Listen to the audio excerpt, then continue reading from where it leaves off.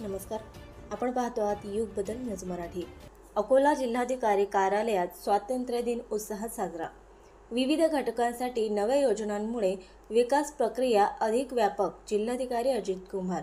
मुख्यमंत्री माझी लाडकी बहीण योजना, तीर्थदर्शन योजना, मुख्यमंत्री युवा प्रशिक्षण योजना, वयोश्री योजना, योजना दूत अशा नवनव्या योजनांद्वारे राज्य शासनाने विकास प्रक्रिया अधिक व्यापक व गतिमान केली आहे, असे प्रतिपादन जिल्हाधिकारी अजित कुमार यांनी आज येथे केले।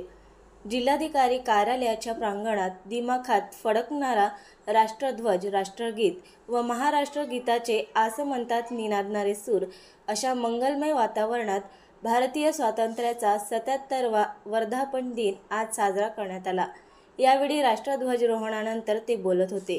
जिल्हा परिषद अध्यक्ष संगीता आढाव, आमदार अमोल मिटकरी, जिल्हा परिषद मुख्य कार्यकारी अधिकारी बी वैष्णवी, पोलीस अधीक्षक बच्चन सिंह, महापालिका आयुक्त डॉक्टर सुनील लहाणे यांच्यासह अनेक मान्यवर यावेळी उपस्थित होते। नागरिकांना शुभेच्छा देतो। तसेच या देशाच्या स्वातंत्र्यासाठी योगदान देणाऱ्या शहीद, हुतात्मे व महापुरुषांच्या पवित्र स्मृतीस वंदन करतो।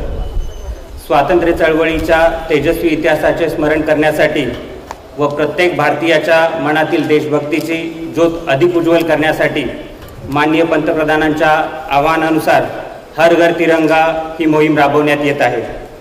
या मोहिमेअंतर्गत प्रत्येक घर, प्रत्येक पर्यटन स्थळ, इमारत व शासकीय तसेच खाजगी कार्यालयांवर देखील राष्ट्रध्वज दिमाखाने फडकत आहे।